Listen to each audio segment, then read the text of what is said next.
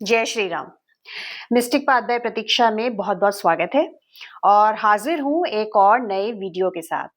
और मुझे लगता है कि ये जो सब्जेक्ट आज मैं लेकर आई हूँ, जिस विषय पर वीडियो है, ये हम में से बहुत सारे लोगों से रेजोनेट करेगा। और शायद हो सकता है कि कुछ ऐसे सवाल जो आप तलाश रहे हो जिनके जवाब और नहीं मिल पा रहे हो, या लोग आपको तरह तरह से डरा रहे हो, उसके भी समाधान कोशिश करूंगी कि इस वीडियो के जरिए मैं आपके सामने रख सकूं। लेकिन उससे पहले हमेशा की तरह चैनल पे नए हैं तो रिक्वेस्ट करती हूँ कि आप चैनल को सब्सक्राइब कीजिए। और अगर इस mistake path by Pratiksha family के आप लोग मेंबर ऑलरेडी बन चुके हैं, तो आपके लाइक और कमेंट का मुझे बेसब्री से इंतजार रहेगा, प्रतीक्षा रहेगी। तो चलिए शुरू करते हैं आज का ये वीडियो। दोस्तों, आपने कभी ऐसा महसूस किया है कि आप अचानक किसी एरिया में, किसी स्पेस में जाते हैं और आपको वहां पहुंचकर जो है वो बहुत हैवी फील होने लगता है। या कुछ लोग ऐसा कंप्लेंट करते हैं कि घर के बाहर हमें अच्छा लगता है, पर जब हम घर में होते हैं, घर जाते हैं, घर जाते ही पता नहीं एक अजीब सा चिड़चिड़ापन होने लगता है, गुस्सा आने लगता है, हैवी फील होता है, रेस्टलेस फील होता है। या बहुत बार हम अपनी नेबर हुड में या अपने किसी फैमिली मेंबर के घर अगर जाते हैं, तो भी हमें वहां जाके कुछ डिस्कम्फर्ट फील होता है। अच्छा सा नहीं लगता है, पॉजिटिव वाइब्स नहीं आती हैं, जबकि वो हमारे बहुत क्लोज रिलेटिव हैं या बहुत खास हैं। फिर भी लगता है कि हम यहाँ से जल्दी निकले, या फिर बेटर है कि हम कहीं बाहर मिल लें। अब आप अवॉइड करते हैं। क्या है ये? बहुत सारे लोग इस वाले इशू को लेके ना बहुत ज़्यादा डरा भी देते हैं, पैसे बनाने के लिए भी कई बार। कोई कहेगा कि इविल आई है, कोई कहेगा ब्लैक मैजिक है, कोई कुछ और उसके बाद वो पैसा ऐंठते रहते हैं। अ, होता होगा, कुछ परसेंट होता भी है, लेकिन इतना कॉमन नहीं होता है ये।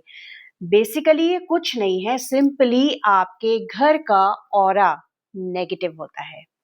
जी हाँ। जैसे आपने सुना होगा, पर्सन का ऑरा होता है, लोग ऑरा चेक भी करते हैं। Positive aura, negative aura, weak aura, strong aura, है ना?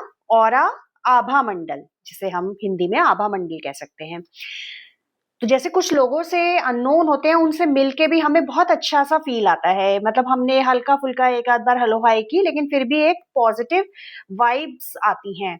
और बहुत सारे लोग होते हैं जो हमारे रिलेशन में ही होते हैं, हमारे रिलेटिव्स में होते हैं, या हमारे ऑफिस के कलीग्स होते हैं।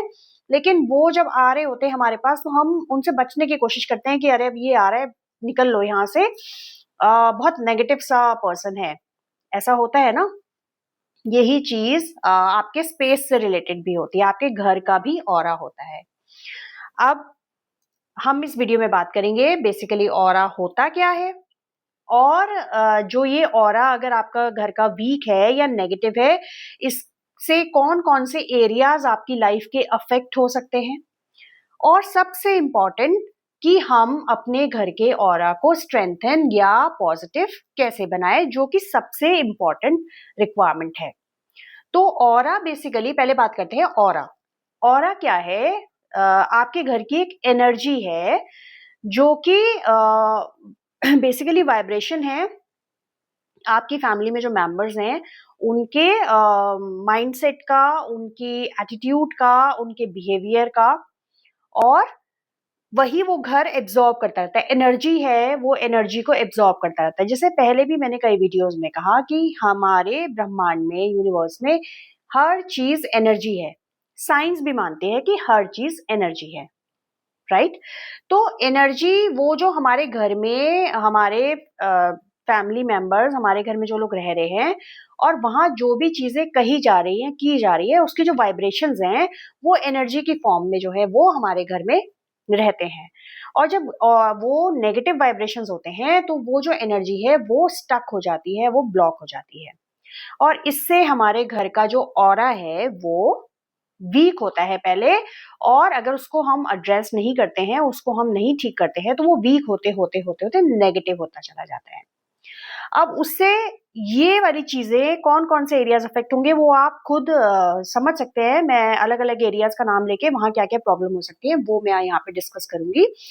तो अगर ऐसा कुछ है, तो उसकी बहुत सिंपल रेमेडी है। आप इन सब चक्कर में ये बिल्कुल मन से निकालिए कि अगर आपके घर में नेगेटिव फील हो रहा है, हेवी फील हो रहा है, तो आपके घर पे कोई ब्लैक मैजिक है या एविल आई है। ऐसा इन सब चक्करों में मत पड़िए। ये सिर्फ और सिर्फ आपके घर की स्टक एनर्जी है, ब्लॉक्ड एनर्जी है, और आपका घर कोई कर्स्ड नहीं है, कोई श्रापित नहीं है। ये वाले वहम सबसे पहले अपने मन से बाहर निकालिए। बाहर निकालना बहुत जरूरी है।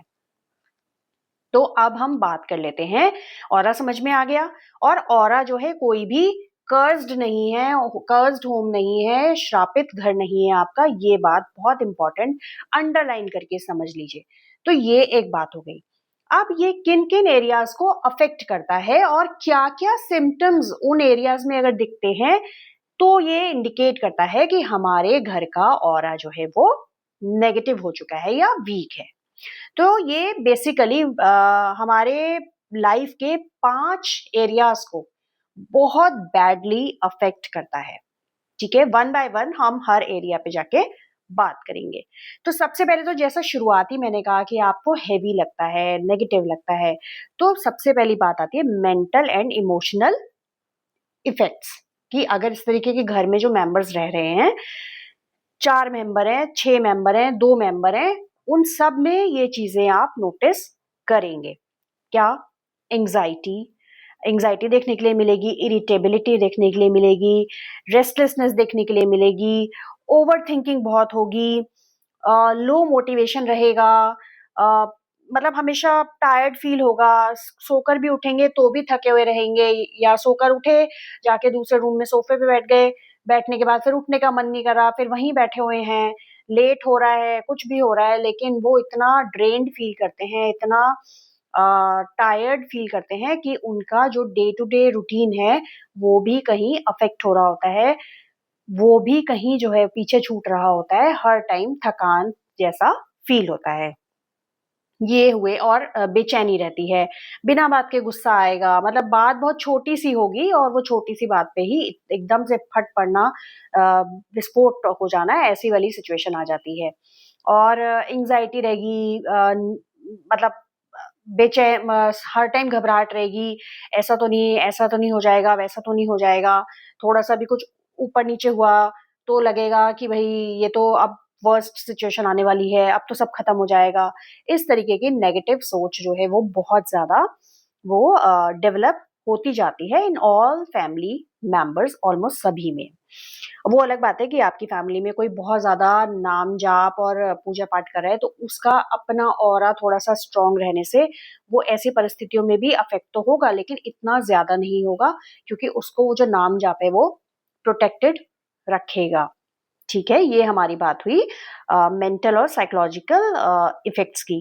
दूसरा आता है रिलेशनशिप का, जो बहुत ज्यादा इंपॉर्टेंट है और जो बहुत कॉमन है लोगों का देखने में आता है।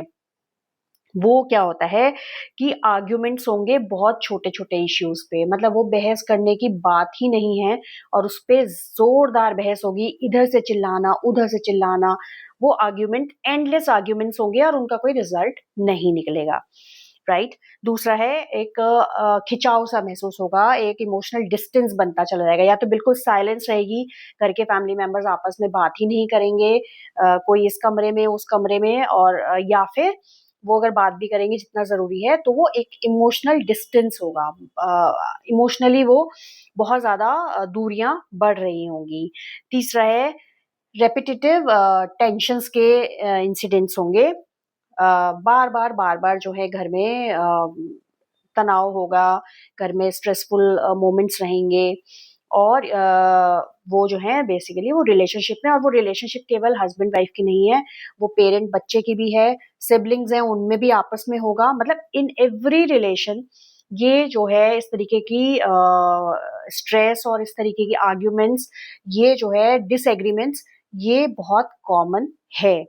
और आजकल आप सुनते भी होंगे कि हर दूसरे घर में, स्पेशली बड़े शहरों में, हर दूसरे घर में ये बहुत कॉमन हो गया रिलेशनशिप इश्यूज। भाई बहन को बर्दाश्त नहीं कर रहा, भाई भाई भाई में लड़ाई हो रही है, पेरेंट्स और बच्चों में लड़ाई हो रही है, बच्चे चिल्ला रहे हैं पेरेंट्स पे, और पेरेंट्स भी बहुत मतलब आउट ऑफ कंट्रोल हो जाते हैं। हस्बैंड वाइफ के इश्यूज तो बहुत ज्यादा बढ़ गए हैं, बहुत कॉमन हो गया है। तो ये सब क्या है, बिकॉज आज के वो हम आगे भी डिस्कस करेंगे। आजकल जो हम जिस तरीके के घरों में रह रहे हैं, फ्लैट्स में रह रहे हैं, वहाँ स्पेस बहुत लिमिटेड है और जो हमारी रिक्वायरमेंट्स होती हैं सामान की, वो ऑब्वियसली जब जितने ज़्यादा फैमिली मेम्बर्स है उतनी हमें रिक्वायरमेंट होंगी ज़्यादा सामान की। तो ये हम आगे डिस्कस करेंगे कि क्यों ये चीज़ इम्पैक्ट कर रही है हमारे वे ऑफ लिविंग पे और क्यों ये हमारे रिलेशनशिप को और ऑरा को अफेक्ट कर रही है। तो दो इश्यूज हो गए, रिलेशनशिप वाला भी हो गया, मेंटल और साइकोलॉजिकल हो गया। अब आता है फिजिकल वेलबींग, ये मेंटल के बाद फिजिकल। तो सबसे पहली बात तो ऐसे वाले घरों में ना इंसोम्निया बहुत कॉमन है। स्लीप डिस्टर्ब रहेगी, अच्छे से नींद नहीं आएगी, या तो सोएंगे ही नहीं, या 1-2 घंटे में नींद खुल जाएगी, या फिर सोएंगे तो वो गहरी नींद नहीं आएगी। सो भी गए तो बहुत डरावने सपने आएँगे, बुरे सपने आएँगे। ये एक तो है। और जब आप जानते ही हैं कि अगर नींद पूरी नहीं होगी, डिस्टर्ब्ड स्लीप होती है, तो वो पूरे हमारी जो बॉडी की जो फंक्शनिंग है, उसको अफ़ेक्ट करती है। कोई भी ऐसा हमारा सिस्टम नहीं है, डाइजेस्टिव सिस्टम हो, रेस्पिरेटरी सिस्टम हो या रीनल सिस्टम हो, हर चीज़ को अगर नींद पूरी नहीं होगी, तो वो हमारी हर चीज़ अफ़ेक्ट होती है। बीपी बढ़ता है, कन्फ्यूजन्स क्रिएट होते हैं और कंसंट्रेशन में इश्यूज आते हैं। तो ये तो बहुत कॉमन है। तो एक सिंगल नींद अगर डिस्टर्ब है किसी पर्सन की, तो उसकी लाइफ में ऑटोमेटिकली फिजिकली बहुत सारी प्रॉब्लम्स आ सकती हैं, वो ऑब्वियस हैं। लो एनर्जी का फील करना, जैसे पहले भी मैंने कहा, तो ये भी एक फिजिकल उसकी बात है। डॉक्टर के यहाँ जा रहे हैं, सारे टेस्ट हो रहे हैं, सब कुछ नॉर्मल आ रहा है, न्यूट्रिएंट्स नॉर्मल है, सारी चीजें, हीमोग्लोबिन ठीक है, सब कुछ ठीक है, बट लो एनर्जी, हमेशा थका थका महसूस होगा। थोड़ा सा भी देर खड़े होके काम कर लिया तो लगेगा आप बस बैठ जाएं, लेट जाएं, और मतलब एंथ्यू ही नहीं होगा, किसी चीज को करने का मोटिवेशन नहीं होगा, कोई एंथ्यू नहीं रहेगा, बस कर रहे हैं, निपटा रहे हैं, ऐसा वाला एक वो रहेगा, प्रवृत्ति रहती है। दूसरा, शरीर में बॉडी एक मतलब बॉडी एक्स बहुत ज्यादा होते हैं फॉर नो रीजन।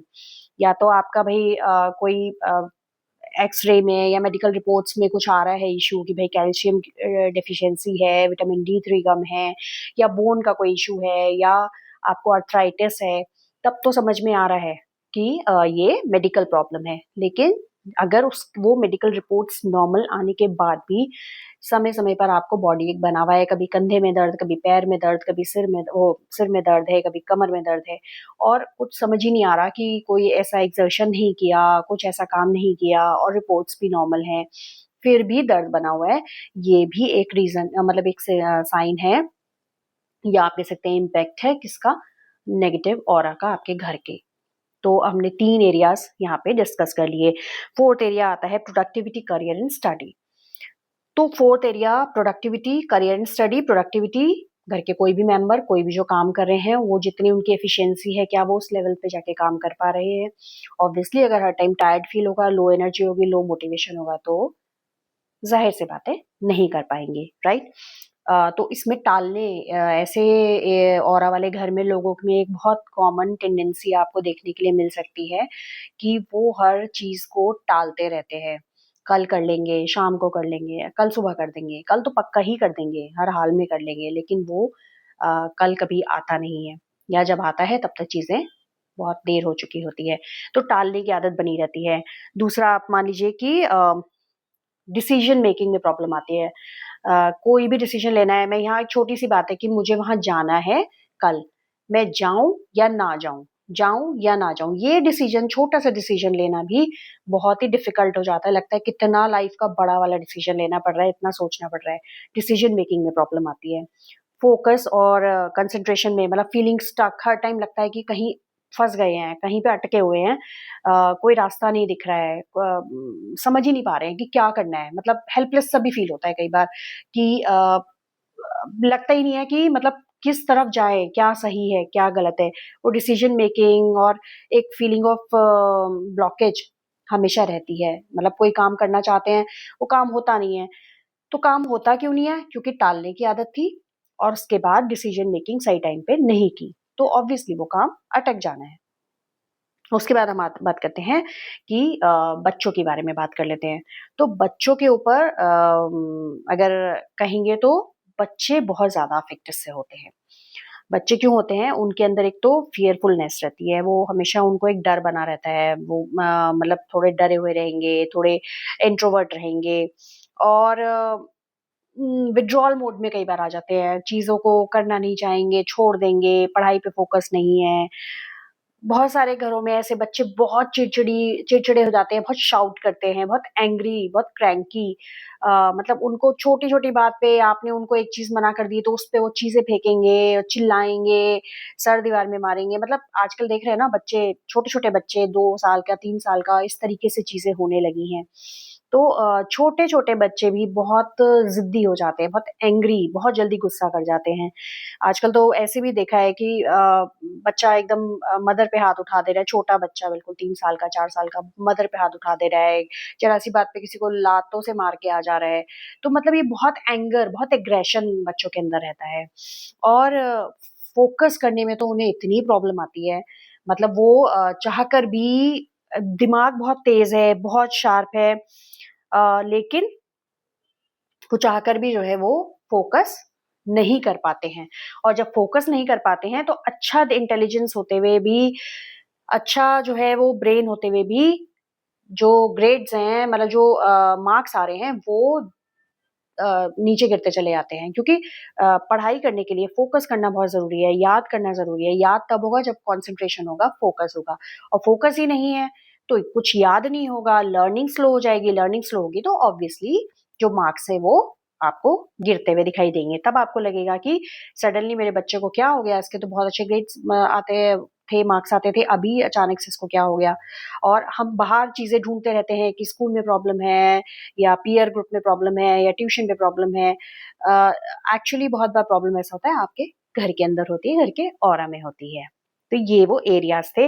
तो अब आप सोच सकते हैं कि यानी एक नेगेटिव ऑरा आपकी लाइफ़ के ऑलमोस्ट हर एस्पेक्ट को जो है ना वो हिला रहा है। मतलब उसके हर एस्पेक्ट को अफ़ेक्ट कर रहा है। चाहे वो मेंटल वेल-बीइंग हो, फिज़िकल वेल-बीइंग हो, आपका जो है वो रिलेशनशिप हो और चाहे वो आपका प्रोडक्टिविटी, करियर ग्रोथ हो और या फिर आपके इवन बच्चे हों, जो कि जिनका तो भविष्य ही अभी शुरू मतलब आगे बहुत पड़ा हुआ है, आगे बहुत भविष्य उनका बनाने के लिए आज उनका अच्छा होना बहुत ज़रूरी है। तो ये हो गए उसके इम्पैक्ट। अब कारण क्या-क्या हैं, जो मैंने कहा हम आगे डिस्कस करेंगे। नेगेटिव ऑरा का सबसे मेन कारण जो होता है, वो होता है बहुत ज़्यादा क्लटर्ड और अनटाइडी स्पेस। मतलब क्लटर्ड मतलब चीज़ें अब जैसे मैंने कहा ना हम आजकल बहुत वैसे फ्लैट्स में रह रहे हैं, मल्टी स्टोरीड बिल्डिंग में रह रहे हैं, फ्लैट्स में रह रहे हैं, जहाँ की बहुत छोटे-छोटे रूम्स होते हैं, उतना स्पेस नहीं होता। लेकिन घर में अगर 3 मेंबर, 4 मेंबर हैं, तो उतनी सामान तो उनके हिसाब से ही रहेगा। तो उसमें क्या होता है कि अगर हम पुराना वाला जो यूज़ नहीं हो रहा है सामान, उसको डिक्लटर नहीं कर रहे हैं, तो वो हमारे घर के ऑरा को नेगेटिव और नेगेटिव और नेगेटिव करता जाएगा। अगर सामान हमने जोड़ के रखा है, वो जो यूज़ नहीं हो रहा है। पुराने ज़माने से कंपेयर मत कीजिए कि उन्होंने आपके बचपन के भी कपड़े जोड़ के रखे हुए होते थे, क्योंकि उनके पास इतने बड़े-बड़े संदूक होते थे, इतने बड़े-बड़ा स्पेस होता था, वहाँ ठीक है रखा है, एक साइड में रखा है। अब वो इमोशनल वो चीज़ करना कि ये मेरे बच्चे का 3 महीने वाला ड्रेस है और ये तो बड़ा इमोशनल पार्ट है, ये मैं कैसे दे दूँ? तो आप ये सोचिए कि आप उतने बड़े घर में नहीं रह रहे हैं। आप एक बहुत लिमिटेड स्पेस में हैं, जहाँ ऑलरेडी रिक्वायरमेंट वाली चीज़ें रखना मुश्किल है। तो ऐसे में अगर आप उसको भी क्लटर करते जाएँगे, तो आपके घर का ऑरा नेगेटिव होगा ही होगा। जो फर्नीचर यूज़ नहीं हो रहा, वो आप डिक्लटर कर दीजिए। जो आपके कपड़े हैं, जो बर्तन हैं ऐसे वाले कि जो अब कभी यूज़ ही नहीं होंगे या जो टॉयज़ हैं बच्चों के जो 10 साल पुराने खिलौने हैं, अब ऑब्वियसली आपका बच्चा बड़ा हो गया, वो नहीं खेलेगा, तो वो किसी को दे दीजिए, किसी ज़रूरतमंद को दे दीजिए। तो सबसे बड़ा रीज़न इसका क्लटर्ड स्पेस होता है या अनटाइडी, ऑर्गनाइज़्ड नहीं है, कहीं कुछ पड़ा है, कहीं कुछ पड़ा है, ये। दूसरा इसका रीज़न होता है सप्रेस्ड इमोशंस। जिस घर में लोगों को अपनी बात कहने का मौका नहीं दिया जाता है, केवल मतलब एक डिसीजन सुना दिया कि ये है। दूसरे का स्टैंड नहीं जानना, दूसरे की बात को नहीं सुनना, इवन बच्चों की बात को नहीं सुना जाता। वहाँ इमोशन सप्रेस होते रहते हैं और वो जो सप्रेस्ड इमोशंस के जो वाइब्रेशन है, वो आपके घर की ऑरा में जो हैं वो स्टक हो जाते हैं, वो वहीं पे वो उसे और नेगेटिव और नेगेटिव और नेगेटिव बनाते रहते हैं। तीसरा है अनरिज़ॉल्व्ड आर्ग्यूमेंट्स। मैंने कहा ना, आर्ग्यूमेंट्स बहुत ज़्यादा होने लगे हैं, डिस्कशंस नहीं होते हैं। जब डिस्कशंस होते हैं तो बात सुनी जाती है, बात कही जाती है और समझी जाती है। आर्ग्यूमेंट्स में इधर एक चिल्लाता है, उधर दूसरा चिल्लाता है, केवल चिल्लाहट होती है, शोर होता है, हंगामा होता है और उसके जो वाइब्रेशंस हैं वो भी आपके घर की एनर्जीज़ में वही फ्लो होते रहते हैं। आप तो आर्ग्यूमेंट करके चुप हो गए, आपको लगा अभी शांति है, शांति नहीं है।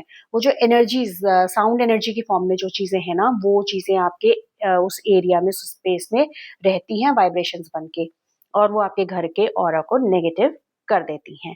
फिर आता है आपका अनहेल्दी रिलेशन, जहाँ की आपके और अनहेल्दी रिलेशन और अनहेल्दी रूटीन भी।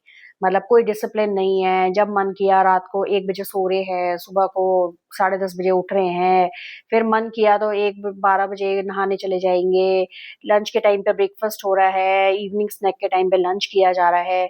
वहाँ भी इस तरीके की प्रॉब्लम्स घर के ऑरा में, क्योंकि डिसिप्लिन नहीं है, घर हमेशा अस्त-व्यस्त रहेगा।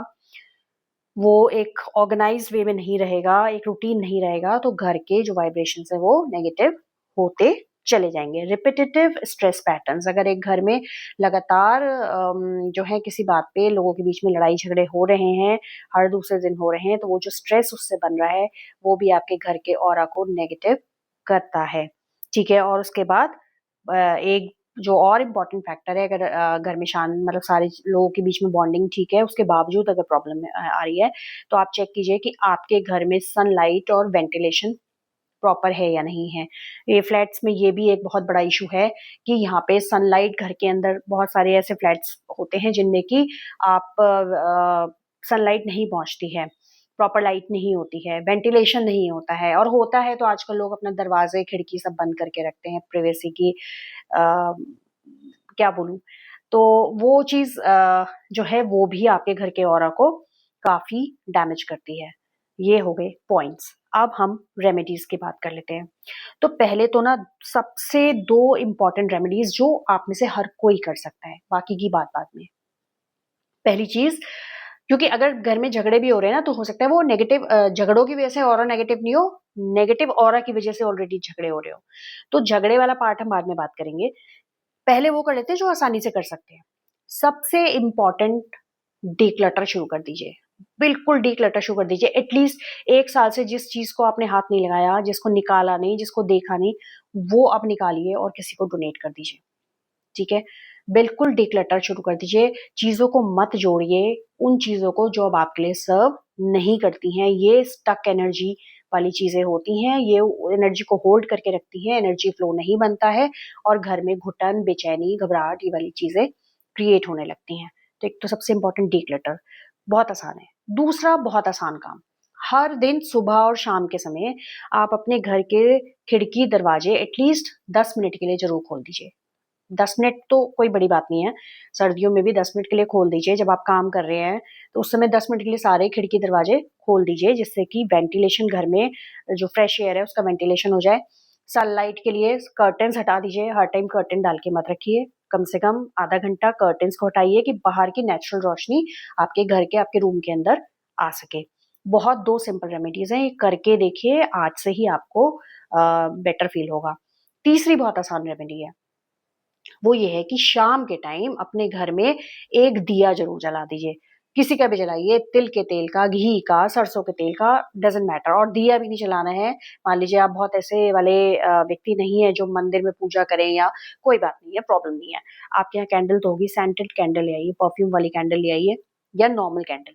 वो थोड़ी देर के लिए 10 मिनट, 15 मिनट के लिए कैंडल रोज़ जला दीजिए। ठीक है? वो फायर और साउंड क्लींजिंग कहलाती है ये।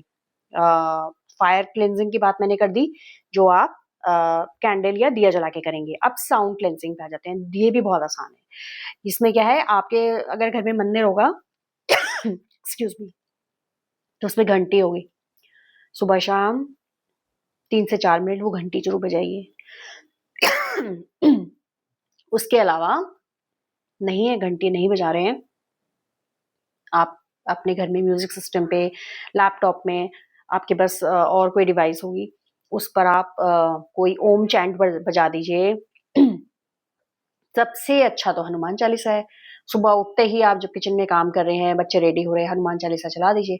पूरे घर के वाइब्रेशन अपने आप पॉजिटिव हो जाएँगे। आपको अगर थोड़ा नेगेटिव वाला दूसरा वाला भी डर है कि घर में किसी ने ये किया है, वो किया है, तो वो भी हनुमान जी का जब सुबह-सुबह नाम लिया जाएगा तो ऐसे ही वो भाग खड़ा होगा, ठीक है? और हनुमान चालीसा चला दीजिए, कोई आरती चला दीजिए, ओम का चैंट चला दीजिए। ये हुआ साउंड क्लेंजिंग। पहला डिक्लटर, दूसरा हमने किया विंडोज़ और वेंटिलेशन और सनलाइट के लिए, तीसरा हमने की fire cleansing which is candle lighting और दिया, और फोर्थ आ गया हमारा साउंड क्लेंजिंग जो कि बहुत सिंपल है। मंदिर की घंटी बजा दीजिए या फिर आप उसपे किसी भी डिवाइस पे कोई म्यूज़िक, स्पिरिचुअल म्यूज़िक चला दीजिए। ये आपकी चीज़ें हो गई। अब क्या है कि आप एक काम और कर सकते हैं, अगर आपको फिर भी लगता है कि नहीं हमारे घर में कुछ ना कुछ अभी भी हेवीनेस रहे है, तो आप जो है रॉक सॉल्ट लीजिए, एक बाउल लीजिए काँच का, उसमें पानी भरिए, उसमें 2 चम्मच रॉक सॉल्ट डाल दीजिए, ठीक है? और इस बाउल को अपने जो आपका लिविंग एरिया है, जो आपका हॉल है या जो आपकी जहाँ एंट्री है, उसके पास आप इस बाउल को रख दीजिए फॉर 7 डेज़। 7 डेज़ के बाद इसके पानी को आप उठा के फ्लश कर दीजिए, और अगर चाहते हैं तो अनदर 7 डेज़ फिर कर दीजिए। तो ये आप 7 डेज़ वाला आज से भी कर सकते हैं। ये जो रॉक सॉल्ट होता है इसके अंदर नेगेटिविटी को एब्ज़ॉर्ब करने की बहुत अच्छी पावर है, और पानी जो है वो बहुत अच्छा कंडक्टर है किसी भी चीज़ का। तो वो जितनी भी नेगेटिविटी है पानी के थ्रू वो नमक एब्ज़ॉर्ब कर लेगा, और उस पानी को आप फ्लश कर दीजिए। ये हो गया। उसके बाद आप दिए वाला हो गया।